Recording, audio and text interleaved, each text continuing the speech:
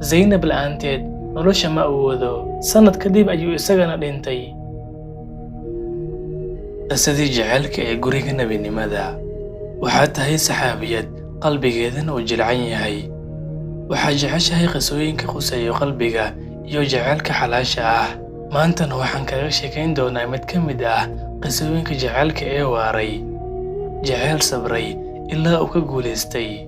Geesiyadda qisadeenu waa Zaynab, gabadha u dhalay Nabiga sallallahu alayhi wasallam iyo ninkeeda Abalcaas bin Rabiic. Zaynab marka ay noqotay 10 jir waxaa soo wada fiirinayay indhaha Quraysh oo dhan. Guri walbana waxa uu tartan ugu jiray in loo guuriyo gabadhaas qurxoon. Balse nasiibkaas waxaa helay Abalcaas bin Rabiic oo ah wiilka habaryarteed Hala bint Khuwaylid. Waxa uuna ka mid ahaa dadkii magaca ku dhaxal lahaa Makka. Nabiga sallallahu alayhi wasallam ayaa aqbalay guurkooda. Arrintaasna waxay ahayd intuusan bilaaban waxyiga. Nuurka Alle markuu ifiyay dhulka, nabigana loo waxyooday, ayay Quraysh waxay go'aamisay in ay la dagaalamaan Nabiga sallallahu alayhi wasallam. Waxa ay naga soo mareen dhinaca aabanimada oo waxa ay yiraahdeen u celiya gabdhihiisa. Cutbah bin Abi Lahab oo qabay Kaltuum, gabadha Nabiga sallallahu alayhi wasallam, ayaa wuxuu u tagay Nabiga. Waxa uu ku yiri, waan ku gaaloobay diintaada, gabadhaadana waan kaaga tagay. Ima jeclo, anigana ma jecli. Walaalkiis Cutayba bin Abi Lahab isaguna waxa uu furay Ruqayya oo ahayd gabadha Nabiga sallallahu alayhi wasallam. Kadib markii ay ku tiri hooyadiis, fur gabadha Muhammad, waxaan ku guurinaynaa gabdhaha Quraysh midda rabto. Xilligaas Zaynab ninkeeda oo ah Abalcaas bin Rabiic waxa uu ku maqnaa safar ganacsi oo Shaam ah. Zaynabna waxa ay sugaysay ninkeeda si ay u sheegto inay islaamtay. Abalcaas markuu yimid ayna u sheegtay islaamnimadeeda ayaa wuxuu yiri, ma rumaynayo aabaha iyo waxa uu sheegayo. Kadibna wuxuu ka baxay guriga isaga oo ka baqayo dadku inay yiraahdaan waxa uu ka tagay diinta aabayaashiis si uu xaaskiisa u raali geliyo. Madaxdii Qurayshna waxa uu ku yiri, wallahi kama tagayo xaaskayga, mana jiro qof ii bedelayo. Waxaan haystaa marwada ugu wanaagsan Quraysh. Xoogaa markii uu degay ayuu u laabtay gurigiisa. Wiilkiisa iyo gabadhiisa ayuu arkay, markaasna waa uu xambaaray. Waxa uu damacay inuu u dhawaado Zaynab. Waxa uu ku yiri, waxba nagama dhibayso, diintaada hayso, anigana waxaan haysanayaa diintayda. Iyaduna waxa ay tiri, isdaji, xalaal kuma ihi aniga, adiga oo haysto diintaas. Ama aabahayga igu wareeji, ama diinta islaamka ila qaado. Maanta laga bilaabo Zaynab adigu ma lihid, adigoo aan rumaynin waxa ay rumaysan tahay. Iyada iyo ninkeedana waxaa ka dhex dhashay khilaaf. Nabiga sallallahu alayhi wasallam ayay ka dalbatay inay la joogto carruurteeda. Waxaa laga yaabaa inuu Allah subxaanahu wa tacaala u soo hanuuniyo ninkeeda Nabigana wuu ka aqbalay markaas. Waayo xilligaasi ma aysan soo degin aayadaha ka hadlayo gabar muslimad ah inuu qabi karo nin gaal ah. Gaaladii Quraysh ayaa ciidan fara badan waxay u diyaariyeen si ay ula dagaalamaan muslimiinta. Abalcaasna qalbigiisa waxaa buux dhaafiyay murug. Waxa ugu badan ee murjinaya waxay ahaayeen inuu sagootinayo carruurtiisa iyo in isaga iyo xaaskiisa Zaynab ay muransan yihiin. Faraskiisa ayuu qaatay oo wuxuu raacay ciidanka. Zaynabna maadaama ay joogtay Makka, iyada oo laabta ku haysato carruurteeda, ayay fiirinaysay ninkeedii gaalka ahaa oo u socdo si uu la soo dagaalamo aabaheed oo ah Nabiga sallallahu alayhi wasallam.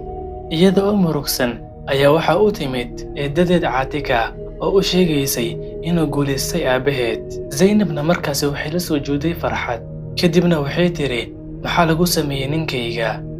Caatika ayaa tiri, ninkaaga ma dilin, ee gacanta muslimiinta ayuu ku jiraa. Zaynab ayaa markaasi waxay u dirtay madax furasho. Abalcaas walaalkiis ayaa wuxuu u tagay Nabiga. Waxa uuna ku yiri, Zaynab ayaa waxay ii soo dhiibtay waxaan si ay ninkeeda madax furasho uga dhigto.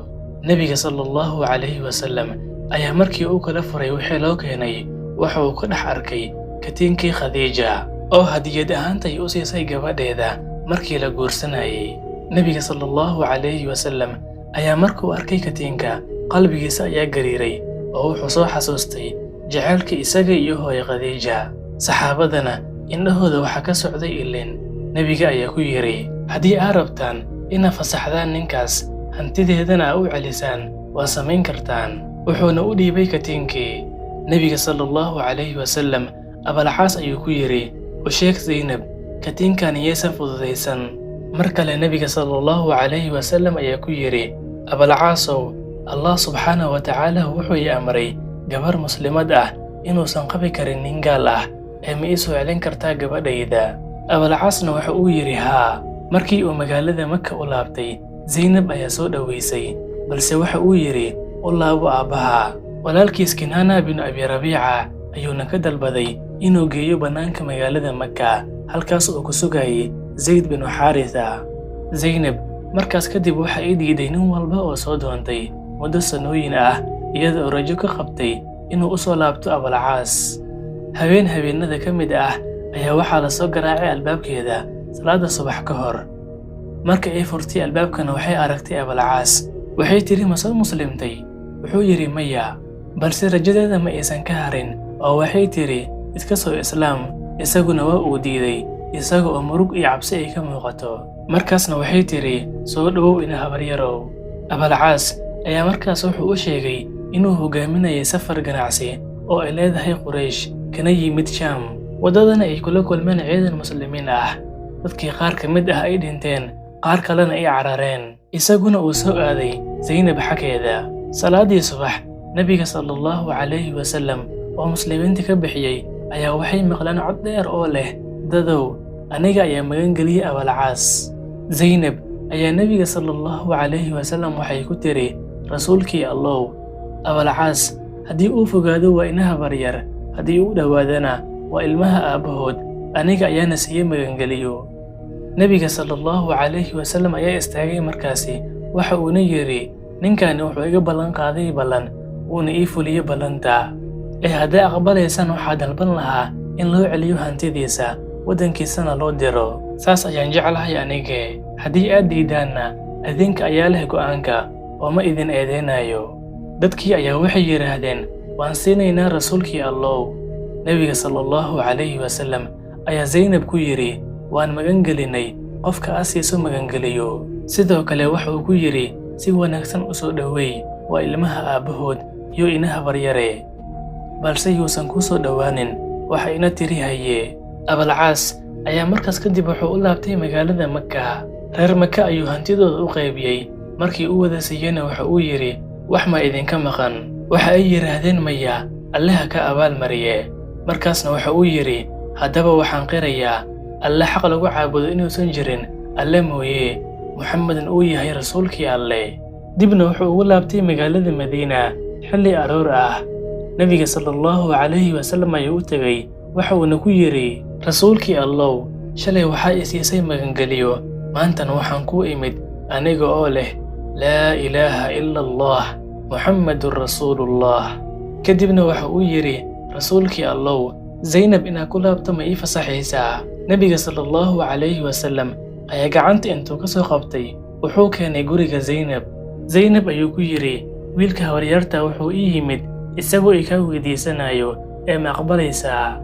Markaasay aad u faraxday iyadana oo dhoola caddaysay. Mar kale ayayna isgursadeen. Muddo kadib waxaa dhimatay Zaynab. Abalcaasna wuxuu u ooyey si aad ah. Wuxuu gaaray heer uu yidhaahdo, Zaynab la'aanteed nolosha ma awoodo. Sanad kadib ayuu isagana dhintay.